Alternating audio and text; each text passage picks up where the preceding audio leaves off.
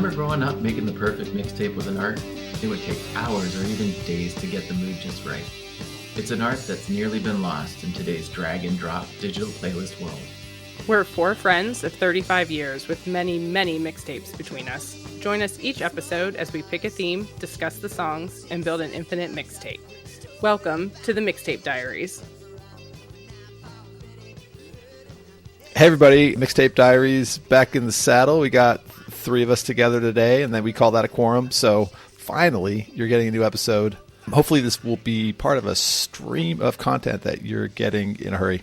A couple things, announcements first. We are the Mixtape Diaries. We have a playlist that we're building over time, right? We talk about songs in each episode. We add those songs into a playlist that is on Spotify, Apple Music. There are links in the description of the episode. Check it out. You can hear everything we've done before. I think we're pushing, I don't know, a great many songs. Do we even know the number anymore? Well, it depends how good we are at actually adding them to the playlist. So I actually think we've mismanaged the actual number between Apple and what's that other platform? Spotify? Yeah, so maybe we got some catching up to do. By the way, if you are a regular listener, you've heard a song that we've talked about and you don't see it on the playlist, let us know. We can fix that. We are on Twitter at MT Diaries. We are on X. Probably the last time we said something on it, it was Twitter. Anyway, engage with us. A lot of you know where to find us too on Facebook, or you're personal friends. So text us and tell us whether we suck or not. We know we don't suck. And if you tell us we suck, well, you know what, you can go suck. So there. Wow. And confrontation this early. Well, all right. Why not? I mean, do we suck? No. And is it wrong that I'm singing Back in the Saddle Again by Aerosmith after you said that little line? Did I do that? Shouldn't have said that out loud. Hey, we should tell the listeners, we also have the Mixtape Diaries, the podcast Instagram page now. So right. Feel free. This is your baby. I have been nurturing this a little bit. We're trying to get caught up. This is a recent setup. We should have done this when we set the pod up, but that's a fun little place to go. Also discover some, albums of the day stuff in between the episodes. So we're going to try and interact and keep some content going on that platform as well, just as a FYI. And of course, we are everywhere. You can get a podcast.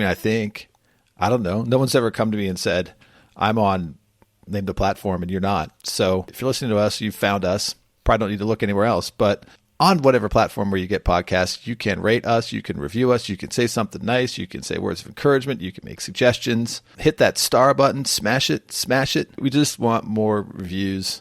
Even if they're bad, at least we know we've reached somebody. Enough of the boring stuff, Brad, because listeners are probably wondering what happened to our other diarists. Is that okay to say diarist? I always feel like when I say diarist, it sounds like something not good. We need a noun. Yeah. We need something to describe our agency here. Well, contributors was something I was sweeping this morning. Contributors. I was sweeping the bedroom and I was like working through the thesaurus of my mind. That's a good segue. Contributors. Well, we've got a new contributor today because scheduling has proven to be challenging. Some of our more consistent contributors are quite popular and hard to schedule in a podcast environment. So we've got a special guest today. And how do we introduce this special guest? Also, someone we've known for over 35 plus years. I think of monkey bars when I think of this gal, and I think of the 10,000 Maniacs, although I'm pretty sure she didn't pick that song today. And maybe she just threw her hands in the air. She did, but she just don't care. Yeah. What's the matter here? Yeah. A warm welcome for our good friend Allison, also known as Alli, also known as Alley Cat, if you want to call her on her CB name. Alli, welcome to the Mixtape Diaries. Hello, thanks for having me. We're excited. It's great to have you here. I think you kind of check all the boxes, right? Like you've got a microphone. That's a good start. You like good music and you're one of the all-time greats. And we go back decades. And so as far as I'm concerned, the three qualifiers. I think you've been a pretty regular listener. Yeah. Yeah. Okay. And you've listened and you still want to be a part of this. It's fun just to listen to you guys talk. It's like being in a room while you guys are having a conversation. I'm just eavesdropping. Which sounds about right. Creepy, from, but regular life. Yeah. Well, I think that's part of why we do it, right? It's going back to COVID, right? We wanted to just be in a room talking. I don't know. Maybe we're presumptuous enough to think that other people might want to hear what we have to say. Whether that bears out in our statistics, our analytics, who knows? But we're back talking again, and it's great. It's great to see the two of you. We're going to do, I think, just a wild card today, right? In that usual mode where we just pick songs we like. Sometimes they coalesce around a theme. We didn't get that here. We wanted Alli to have free reign to pick any song out of the sky. Ooh. Wow. Was that like foreshadowing? Anyway. I see what you did there. Yeah, you like that? Purely coincidental. It was sort of in the middle of the sentence. I realized the sheer genius of it. Anyway, I think you're going to find that there's absolutely nothing that ties together the three songs that we chose this time. They probably couldn't be more different. But isn't that what makes the Mixtape Diaries amazing? Sometimes we're themed and we tie it out, and sometimes, we're just listening to different things. Just listen to different things.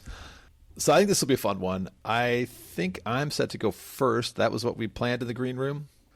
Yes. I keep waiting for someone to throw themselves down the track and try to stop this, but I'm going to do it anyway.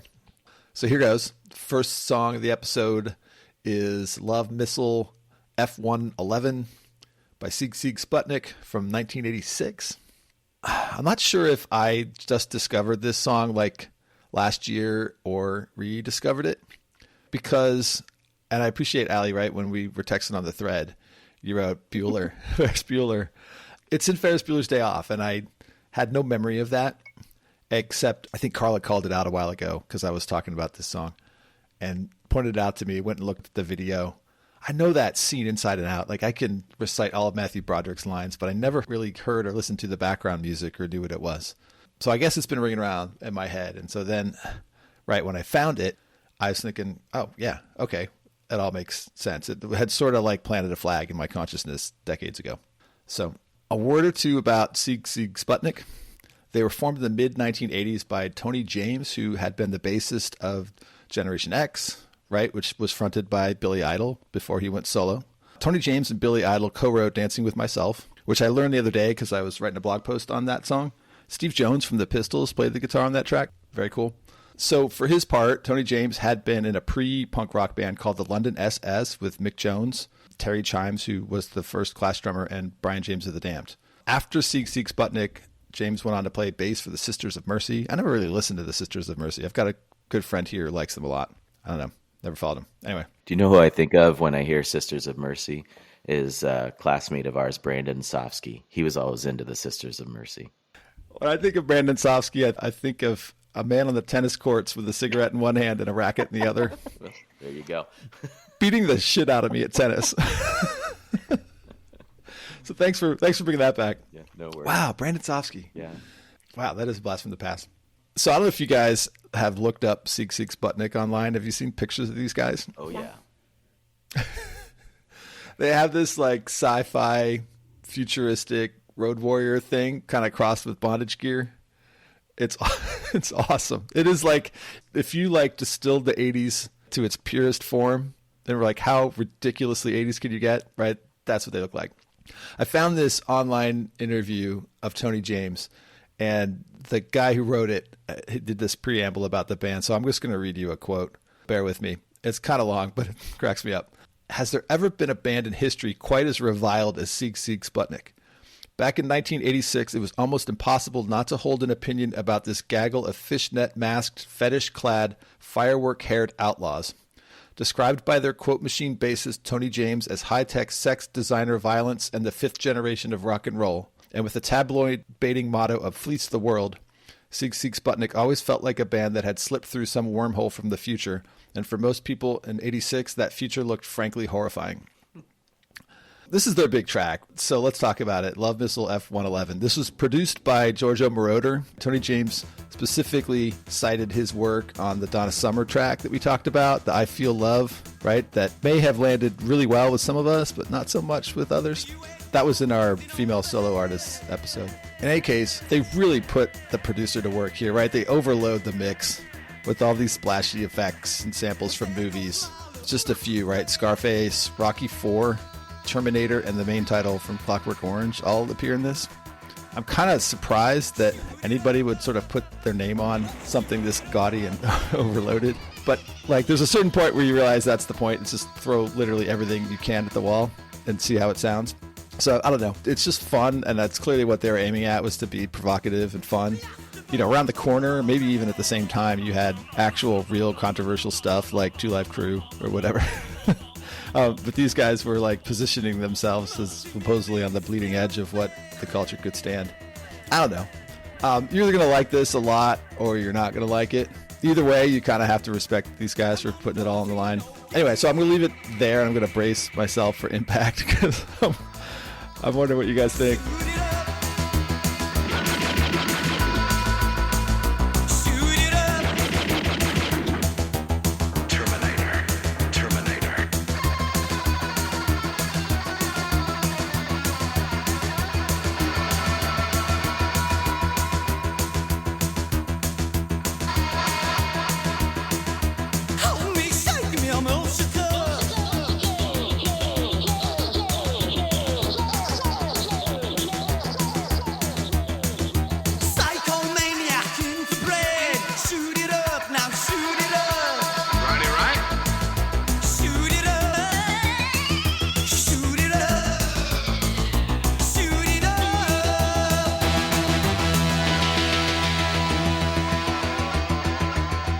There's less in the bracer for impact. Like, I mean, Ferris Bueller is one of the greatest movies of all time.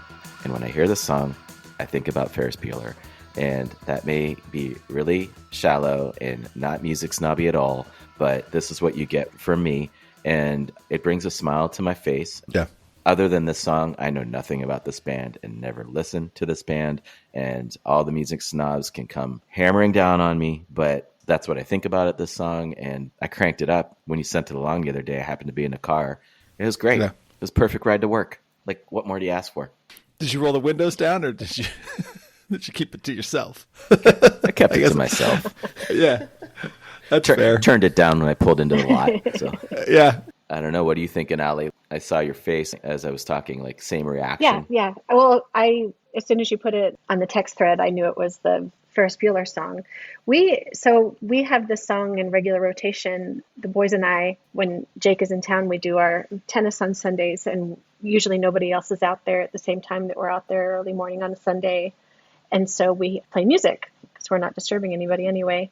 And we have our mixtape, and this is a regular on our tennis mixtape. So yeah, awesome. So I was already aware of this one. We like it. It's good. It's a good song. I may have been like the last person to find it because I didn't hear Ferris Bueller. I guess I just never noticed it in the background. You've never seen Ferris Bueller? Like, when I watched it, I was like, oh, no. I mean, God, as many times as I watched that, it didn't click with me. So I needed someone to tie it together. And then I was like, oh, yeah, duh, right? Anyway, I don't even know how or why I found my way to the song in the first place. It was a few months ago. I don't know. I just got the album on vinyl. It's got this like Japanese robot on the cover. It's like super flashy and loud, right? It's what you'd expect. AllMusic gave it 4.5 stars. And I was like, well, okay. Like the last time there was an 80s record that had 4.5 stars that I was holding in my hand, right? It was The Waitresses, and I bought that and I love it. So this one I had to mail order because it's hard to find. But it's cool. They have like all these fake advertisements that they wrote and recorded that are like in between all the tracks. It's the opening track on the record, and it sounds odd. It's actually a remix, an extended mix that I think is maybe in some ways a little more subdued because they kind of spread out all these weird effects that they're throwing in. So in that respect, I kind of like it a little more, right? But then randomly, like the William Tell overture plays on the synth in the middle of it. It's just fun. So anyway, it's been a while since we threw any songs in the mix, so I thought I'd throw a grenade. Does the rest of the album hold up? Yeah, it does. I like the second song a lot, and I'd recommend it to you. It's called Atari Baby, and it sounds a lot like the Suicide song. Was it you, Mark, or Carla that put that into the playlist? Forget. I think Carla put the Suicide song in the playlist. Yeah. So just a little side story. So it's the second track on the album. So I'm listening to this one, and it bleeds into the next one. And I'm listening to this song, and it opens with this like chord progression, these like 3 notes that are super familiar to me. At the same time that it's like totally ripping off Suicide. So it's half Suicide and something else they ripped off, and I couldn't think of what it was. And it was driving me nuts. And I was driving around town. I was trying to pick up Florian from Frisbee practice, blah, blah, blah. I text Carla and I send this to her, and I'm like, can you tell me what the song is that they're ripping off here and I can't, or borrowing from, more fairly, right? And I can't think of. And she's like, no, I don't know what it is. I was like, all right, well, screw it. I went down on the elliptical and I started watching Loudermilk. And the very episode I'm watching, one of the characters sings that chord progression out loud. And he yells, "Teenage Wasteland." And I was like, oh my God, like they wrote an episode to answer my question. It was just such a weird coincidence. Like literally 10 minutes after I was so frustrated, I was like, "Carly, you suck. You can't help me." Who? It was the Who. Yeah, it was Bob O'Reilly. Also on our playlist. How about that? I love the link up to Gen X and, subsequently their influences of like, obviously this is clearly like glam punk or new wave, influence, but the fact that there's pretty hard influence back into Generation X and Billy Idol link ups and then, even New York Dolls and some of that world is pretty cool. And the theatrics, as you said at the onset of your excerpt here, really kind of pulls a pretty neat stage presence. We saw an opener a couple weeks ago called Drab Majesty. And when I look at the pictures of Sigue here, it reminds me of the Drab Majesty band we saw out of LA that dresses in these pretty crazy alter ego type costumes and really makes like a full theatrical presence of it, So anyway, good pick. I don't know why, but I haven't gone online to see what they looked like, when they were playing live. I bet it's fun to see. I'm sure they were on Top of the Pops or something doing their thing. So I'm going to have to check it out. Good one. Do it. Yeah. All right. So signed and sealed and delivered, admitted into the playlist. Delivered. No significant objections. Quality pick. No. Quality pick. I mean, we'll see what the masses say, but I don't know how you can unquality this pick. Is that even a word? It is now. Great. You could disqualify it. You could do that. Who's next? Is it my turn? You guys want to talk about some shoegaze? Teaser. I do want to talk about some shoegaze. I mean, this is where we're really missing Meister on the call because he's always like, "What the hell is shoegaze? I don't understand." But that's where we're heading, is shoegaze, originally called shoegazing, and often conflated with dream pop, all of which are subgenres of the alt-rock movement, and characteristics are obscured vocals, lots of guitar distortion and effects, feedback, overwhelming volume, and a bunch of performers staring at their shoes, or maybe their pedals. This happens to be, believe it or not, as hard as it is to really define what shoegaze or dream pop or alt-rock is. This happens to be somewhere where I often seem to gravitate to as far as the sound is concerned. Some of the great shoegaze bands you may know are My Bloody Valentine, Ride, Lush, Pale Saints, Chapter House, Jesus and Mary Chain, one of our favorites, the Cocteau Twins, who have appeared on the playlist before. And today we're going to talk about one of the most influential of that group, a nice little band called Slowdive. Why are we talking about Slowdive? Well, Liz and I just saw them last week live here in Ventura, California at the Majestic Theater. Nice. And it was fantastico. I mean, you want to talk about a band that's been around since 1989 when they were founded, come out and not only play, but play an incredible set. They sounded incredible, and we just felt really, really blessed to be able to see that 5 minutes from the house. So that's why we're talking about Slowdive today. I picked a song called Slow-Mo, which, believe it or not... Lots of slow happening here. Slow dive, slow-mo. I'll say it slowly. You remember Mr. Rogusky in Howland High School? Which one was he? World Geography. And if you asked him a question, he said, "Could you repeat the question?" He'd always go, "I'll say it slowly." Is he the one that had the cigarettes in his front pocket all the time? You know what? I think you're right. I remember him. We'll have to fact check that, Alli. Okay. All things will get fact checked here.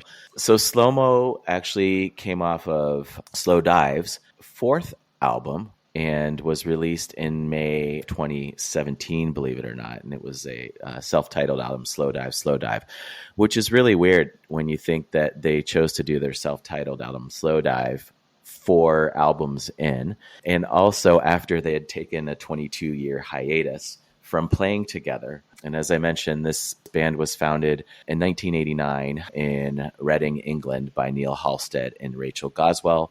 both of whom are the primary vocalists in the band, and both of whom were still fronting the band here last week when we saw them at the Ventura Majestic Theater. Why I picked this song, I can't really say, other than I just think it embodies what shoegaze music really is. Just long moments of instrumental, dreamy, atmospheric music, and then fronted by just kind of really amazing vocals. He sings and she sings. I just think it immerses you in pretty emotional moments that I always feel like I want to stay longer when I listen to this song. So I find myself listening to it in threes. Like I kind of listen to it, re-listen to it, and re-listen to it. And then I often listen to it as I'm falling asleep at night. It's just a really, really epitomizes that dream pop label that, comes along with shoegaze type music. But yeah, this is a great album. It's probably, looking through their catalog, it's really the first album that charted in the US. Their 3 prior albums never did chart into the US, and it was their second highest charting album in the UK, only followed by Everything Is Alive, which was released in 2023. So they're still an active band, still doing music, and their albums hold up through the test of time. I just really love this band. I think it's one of those bands that doesn't really come up on people's radars. And the only other little tidbit I'd add, because we talk about Brian Eno a lot on this podcast and his influence on music. In 1993, Slowdive was under a lot of pressure from their label to create a more commercial sounding album. As I said, they hadn't really charted super high prior to that, and that's when they brought on Brian Eno to produce some new material, which was Souvlaki, which is another great album, and probably their most that's the one I have. Yeah, that's probably their most well-known album and their most essential album, if you believe Apple Music. But just kind of a little tidbit that the Brian Eno thread continues through the mass amount of music and songs that have made it onto the Dudes Everywhere podcast. Yeah. So I'll leave it at that. Curious what you guys thought about it. But Slow Mo by Souvlaki. Or excuse me, Slow Mo by Slowdive on their self-titled album, Slowdive. So for me, you're thinking about souvlaki because you haven't had lunch yet. Yeah, I am kind of hungry. I can give you some for brunch.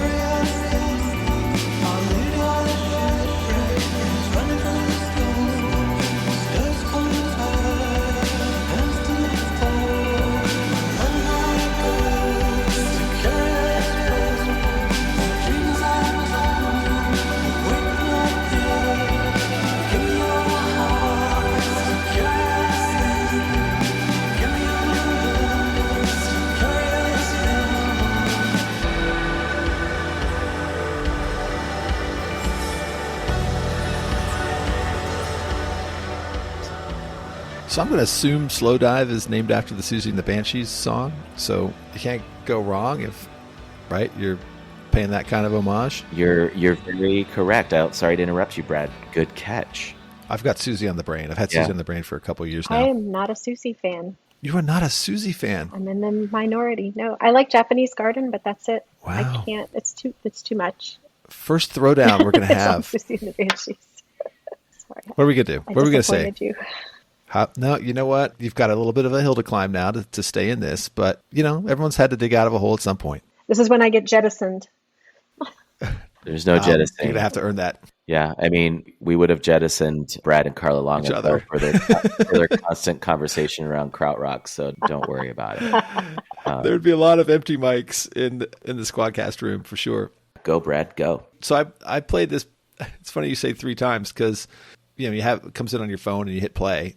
It finishes and it plays again and it plays again until you stop it. And I was sweeping the kitchen with the noise cancelers on, right? This is our clean the house day. And I just let it cycle through again and again and again. I'm going to throw out something weird. I liked it a lot. And I have not. So I have the one Slowdive record. I have Souvlaki. I got it maybe 5-10 years ago. Maybe prompted because they were getting back together or something and kind of put them front of mind again. It didn't sound much different at all from what they were doing back then. And it's really cool to hear that it's caught on and that these are their most popular records. Maybe their sound, you said it's timeless, right? Mm-hmm. And so maybe people are just open to that sound. I thought it was good. It feels more dream poppy than shoegazy. And I don't know, maybe those are the two sides of the same coin, but it has this kind of warm wash in it as opposed to maybe some of the harshness and grating stuff that you'd get from, My Bloody Valentine or even Jesus and the Mary Chain. Like, I thought, is it Neil? I thought his vocals sounded like Annie Lennox, and I couldn't get past it. And I was thinking, did he always sound like that? Or I don't know. It was wild. Because at first I thought it was like a woman, possibly Annie Lennox, featured on the song. And then I heard the other woman's voice, and I was like, okay. So then I looked up, and there's a male vocalist. Anyway, didn't distract me too much. Yeah, this feels good. I think if you turned my song completely inside out and inverted it, you would get this. Well, that they can exist in the same reality is surprising and cool. Shoegaze is going through a huge revival right now. And so last year, it's funny, like Slowdive was actually playing in New York City when I was there, and I didn't even know it. And they were like literally a 5-minute walk from my hotel at the time. So I felt this huge failure to have missed being able to just walk down the street and see them. I've always really been into this band and consistently there. Like I said, I think this kind of shoegaze dream pop space is one that I like a lot. But Neil Halstead has always claimed one of his biggest influences is Pink Floyd. And they actually played a Syd Barrett cover to close out the show, which was pretty epic. Their popularity, a lot of writers have read, I came across this in an article, but that Slowdive's modern popularity as part of shoegaze's revival has even brought this back within Generation Z. So it's pretty interesting to me to kind of see this coming back. So let me tell a quick story, and then, sorry, Alli, I'm going to make you wait. You're good. Just because this is right on this point. Yesterday, I was sitting watching videos with Lila. Like, she was either being totally patient and hanging with me, or she was actually interested. And the Jesus and Mary Chain came on, just like Honey. Nice. And she's watching it, and she's like, well, this song is great. And I'm like, yeah. She's like, but this is ridiculous. They're so like emo. They're just sitting there staring off into space. And this song's like about romance. I thought the video would be like of people coming together. And I was like, well, first of all, we need to watch Lost in Translation, right? Which we're going to do. But no, that's not what they do. And she's like, I don't get it. And I was like, well, let's try the next one. So we put on Head On, right? Both of these songs are in the playlist. And again, she's like, he says he wants to pull the stars from the sky, but he's like looking at the ground. And I was like, funny you should say that because this is called shoegaze. So at least one member of the upcoming generation, she didn't get the aesthetic of it. Like she likes the songs a lot, but she was just kind of nonplussed at like, they don't do anything. Why wouldn't you do something? And then we put on St. Vincent videos and she got past it. So anyway, that's side note. I do like Jesus and Mary Chain. Jesus and Mary Chain was on the first mixtape anyone ever gave me. There was a song. Wow. There. I know. Good stuff. Who gave it to you? Dave Smith. Dave Smith? Mm-hmm. Older brother Chris Smith? Yeah. Yes? Yeah. That's awesome. Yeah. So Mark, help me, because I listened to it while I was walking around the house and I didn't take notes on your song. The beginning, to me, it sounded like This Charming Man, I think. The like first notes. That was the first thing I thought of. Interesting. Which, sure, I like that. That's another one Lila and I watched last night. The video? Yeah, we watched the video. She said, the Smiths are like the English version of The Cure. And I said, well, that's factually wrong, but like really insightful. Anyway, yeah, it had that kind of jangly. Yes, the jangle, exactly. Yeah. Yep. I think that's, sometimes they call this genre also jangle pop, but that kind of jangly chorus, delay, flanger, which obviously Johnny Marr is no stranger to, maybe a cleaner sound with less distortion, because I don't think of distortion when I think the Smiths or Morrissey or even Johnny Marr for that matter, maybe minus his stint in Modest Mouse. But I hear the jangle for sure. You hear the jangle. Yeah. But I liked it. I listened to a couple more, like I kind of let it play and I liked the whole thing. I'd never heard of them before. This was a new one to me. That surprises me. Yeah, you guys have some homework to do. So I've got just that Savlaki record, and I only really play the one song on it, Machine Gun, which is beautiful. Gorgeous, a lot like this. I think it is kind of a lying down kind of music that maybe I could really benefit from given the stress in my work life lately. So yeah, like clear your head kind of stuff. Yeah, I think what's amazing about them is that, if you think back, Cocteau Twins probably are best known for pioneering this genre. They've been around so much sooner. For Slowdive to be often mentioned in the same breath as one of the most influential shoegaze bands of all time, in addition to, Cocteau Twins, who pioneered Jesus and Mary Chain, gets thrown in there. But obviously the Chain has I always found them to have a heavier distortion sound to them. Slowdive kind of sits in the middle where you can get pretty dreamy like the Cocteau Twins do, like never really hard. They'll get distortion-y, but in this kind of softer side, whereas I think the Chain can get harder to the rock side of their jangle. I found a pretty interesting quote from one of the staff members, Simon Williams at NME, and he wrote, "Slowdive have banished the barrier restricting creativity. When they really relax, Slowdive can make the Cocteau Twins sound like Mudhoney." So I thought it was a pretty good quote. Kind of to me, as I've listened to a lot of Slowdive, I feel like that's their special sauce, like that they can really slow it down to this pretty amazing space. Yeah, it is definitely dreamy. Like I could fall asleep to this. And Brad, I've talked to you guys about how I have like a certain genre of music that I listen to when I'm walking through airports or train stations by myself. Like this is just music that I could just kind of play in my headphones and get that like main character energy as I'm like walking through. Nice. Right, like Dustin Hoffman in The Graduate on the moving sidewalk. Right. Yeah. I think we all need that kind of zen. Maybe everyone should listen to this music in an airport. Yeah, I don't want to sell it short, though, because I do think they can come out and bring abrasive guitars as well. And so it has its range for sure. I picked one of the more mellow side of the songs. But man, if you do get a chance to go see them, the two of you or listeners, do not pass go. Definitely take a moment to go see this band. They are every bit as good as I would imagine they've ever been. And it was just a real joy and privilege to get to see these guys perform. We'll leave it at that. And, see, this is one of my beefs with Nashville. We don't get bands like you guys get. It's getting better, but it's just a different market. Fair enough. I guess LA is a little more shoegazy. Yeah, than Nashville. We've been getting skipped a lot from time to time. Like there's these people who go from Montreal to New York to DC. And I'm like, really? Like you wouldn't stop at Boston along the way? Wouldn't stop in Philly? Not that I need to take up the flag for Philadelphians. But yeah, we tend to get most everything that I want to see coming through. We do have Devo in a couple weeks. Well, that should be good. No way. Pride of Akron. Mother's Day. Yeah, that's what I'm doing on Mother's Day. Well, I think you get to choose. Yeah. That's what I'd choose. Yeah, I bought the tickets, though. That's awesome. So I think, unless you got more to say, Mark, Alli's going to make her first run at this.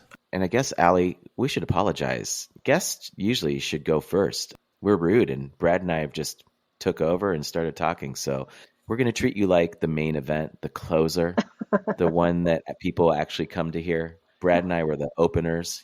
Brad was the worst. He was the opener, the opener for the opener. And then I'm just the opener. So by the time we get to you, nobody's going to remember anything that he and I said. And we're going to just remember this glorious pick that you're going to grace us with here today. So let's hear it. What do you got for us on your inaugural cast? Inaugural. I'm glad you gave me time to get my sea legs. It was very nice of you to let me go last. Okay, so I picked Mr. Blue Sky by ELO.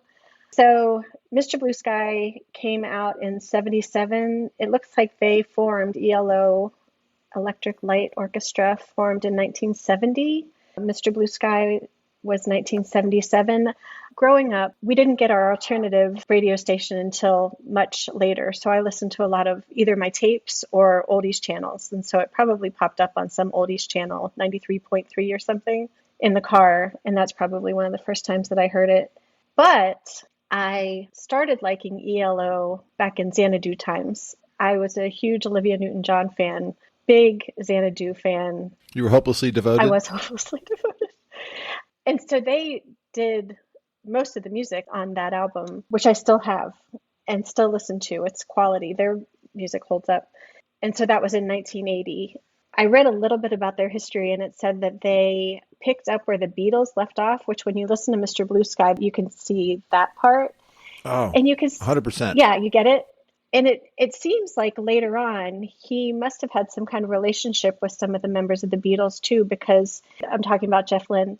He is either just, a really fun musician to play with or a great hang or something, because if you fast forward to even the Traveling Wilburys and stuff like that, he always had a cohort of musical buddies that he made music with. And even today, I don't even know if it's today, but in the recent past anyway, he is making music with Danny Harrison, George Harrison's son. Is he the kid in the video where Prince is playing that solo? Yeah. And the kid who looks just like George Harrison, exactly just like gawping at it. Right. Yeah. Yeah. That's great. I'm glad that's cool. I touched on the Traveling Wilburys thing. So who was in that? That was Tom Petty and Roy Orbison. Roy Orbison. Yeah. And George Harrison and Bob Dylan. Maybe. Yeah. Well, now I'm going on Google just to see if we got this right or not. This is me making you do my research for me. That's the 5. Is that it? Yeah, that's the 5. Which is pretty good. I feel that's. I only remembered the 4. That's but really then you said impressive. Bob Dylan, and that's right. That's impressive that you knew the full crew. Perhaps the biggest super group of all time. Yeah, that's a pretty Fair good enough. one. So yeah, big creds. But back to the actual song. So Mr. Blue Sky, you guys have obviously heard this before. It's super old, but it's just fun. My biggest memory of it in recent times, like my experience with it, we had this moment, there was rosé involved, and we were in this Airbnb in Provence. And we probably were playing some oldies mix to appease my parents. And so it just came on, and Jake and I ran into the kitchen and grabbed some wooden spoons and just started singing the song. And it was just, I think he was I don't remember when we went there, but middle school. And right. Young enough to be able to do that. Yeah, young enough to be able to ham it up with me like that. And it was so fun and just one of those moments that is just burned in our brain. And whenever we hear the song, we just flash back to that moment and our goofy ass performance for the family and just like happy, carefree, fun times with the family. And so that's what I flash back to every time I hear the song. And so I thought that would be a good pick. Awesome.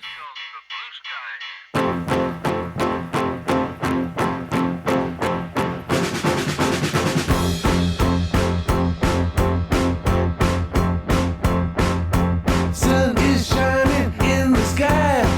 There ain't a cloud in sight. It stopped raining. Everybody's still to play. And don't you know, it's a beautiful new day. Hey, running down the avenue. See how the sun shines brightly in the city. On the streets where once was pretty. Mr. Blue Sky is living here today. Hey, Mr. Blue Sky, please tell us why. No, actually, I'm sure I've heard this song, as you said. I don't know how I couldn't have heard this song. And when I played it, I was like, this sounds familiar, but I'm not sure if it sounds familiar because I've heard it before or because I've heard Sgt. Pepper before. Because it sounds so much, right?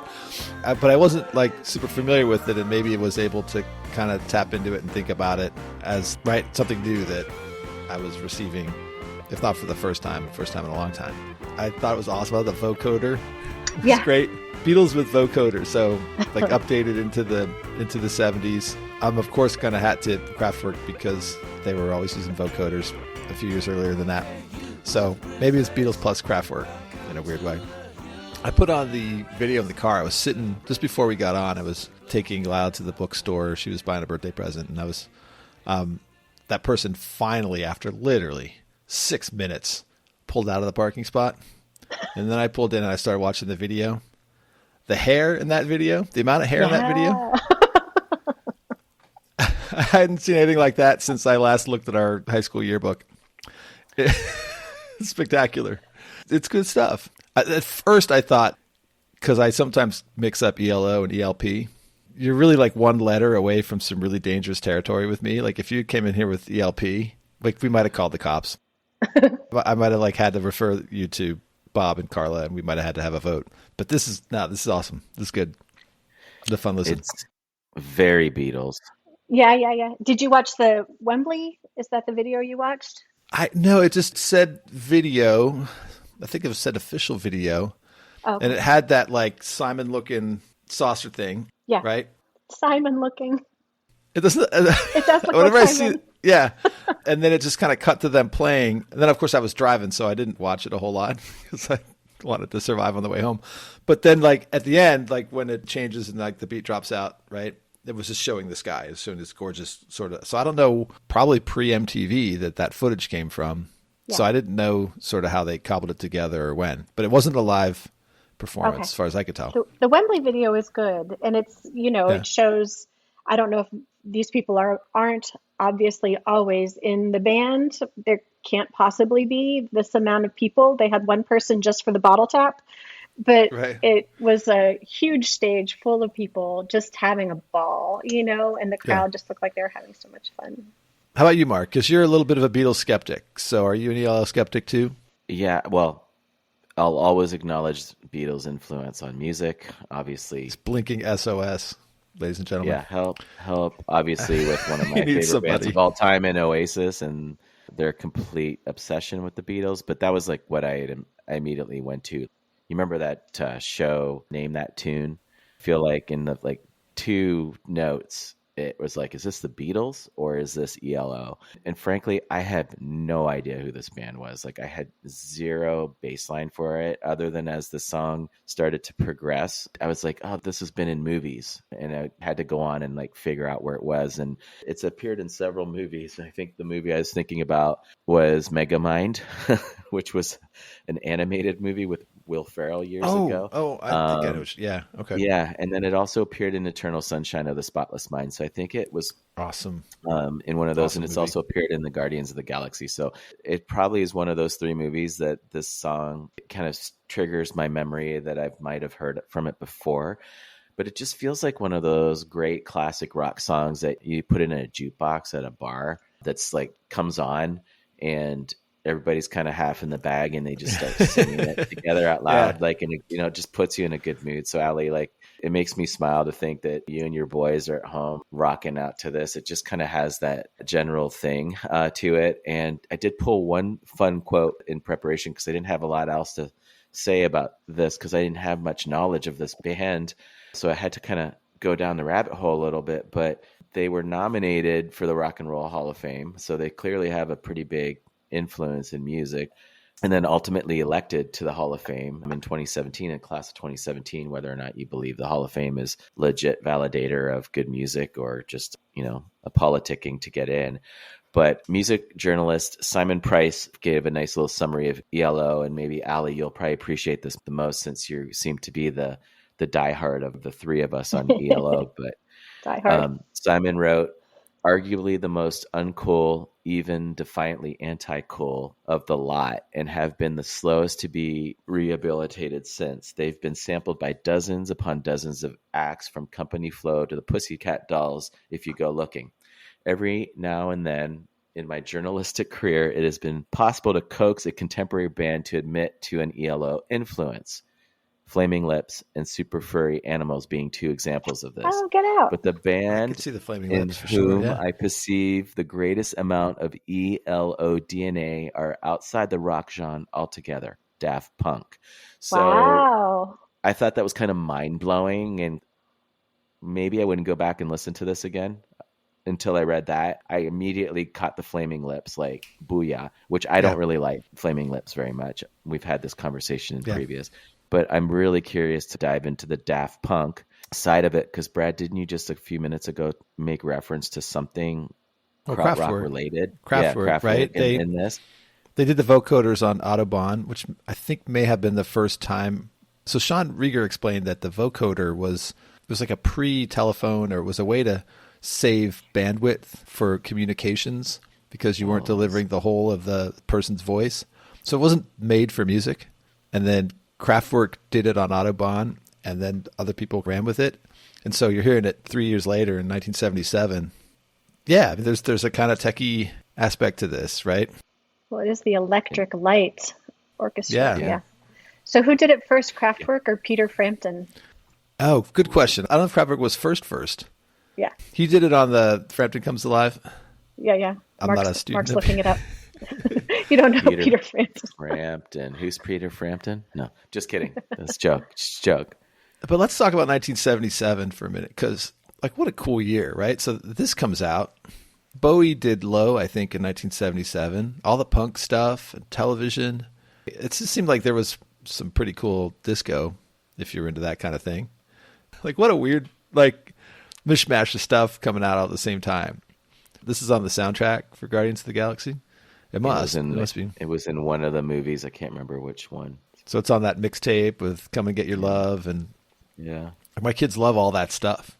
It's great music. Yeah. And so this explains something actually, because when I played it, Lila was singing the song, and I was like, "Well, she knows this, right? Huh. How does she? I bet that's how she knew it from Guardians of the Galaxy."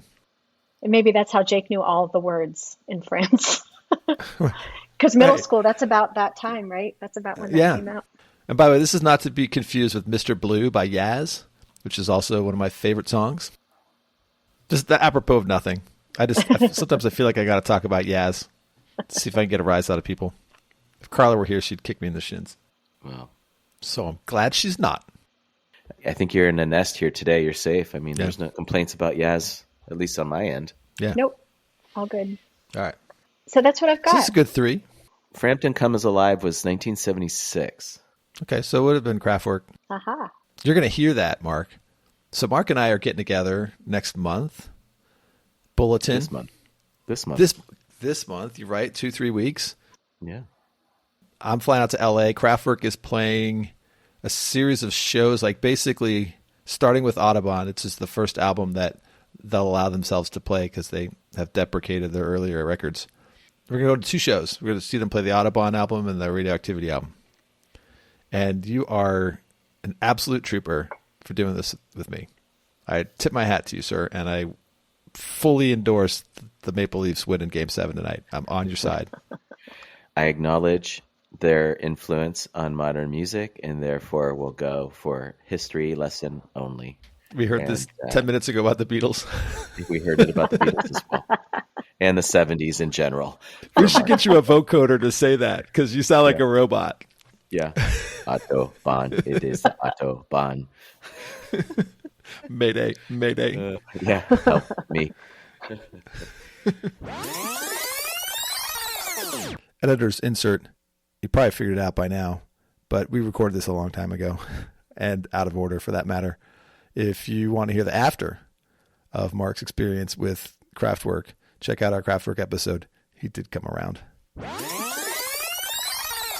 Great picks, you guys. I think it was an eclectic 3 songs to kind of popcorn around and speak about, but they're all bands from the UK, so there's your link up. And the more we dove into them, the more we see where shared influences actually connected all 3 of these songs, which maybe on the surface weren't obvious. But as you peel the layers of the onion away, you start to realize that all these songs do connect in a very unconventional way. So nice pick, and I actually think this will be great. They're all 3 great adds to the playlist, especially in shuffle mode. And Alli, way to bring it in your rookie showing. I think we'll have you back again.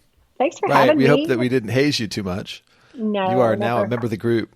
I'm just happy to be here. It's good to talk to you guys even. That's the best part of doing it, because the editing is the worst part of doing it. Which is why you guys will get this episode in, I don't know, a couple months. 2026. Enjoy. Yeah, exactly. Because Mark's going to edit it? Yeah, that's right. Mark, you stood up and volunteered, didn't you? Yeah, that's right. So, editor's note: Mark did not edit this episode. All right. Well, we don't have to spitfire this in front of our listeners. We can deal with the workload that goes. How we bring this will be behind the scenes Mixtape Diaries coming soon to a theater near you. There you go. In the meantime, look out for, I think a couple other episodes should be coming out soon. And we're pledging ourselves to do this more. If only, oh, look, I got a text from Carla saying, are you still recording? I think she wants to. She missed out. I think you missed your chance, next time. Sister. Yeah. I told her she could parachute in if she freed up. Anyway, this is that part where we struggle to figure out how to end this. So on the count of 3, let's just end this. 1, 2. Why did it even count? Bye. I don't know. It's over. 3, 2, 1. Are you still here? Bye, guys. It's over. Go home. Go home. Go home. Go home.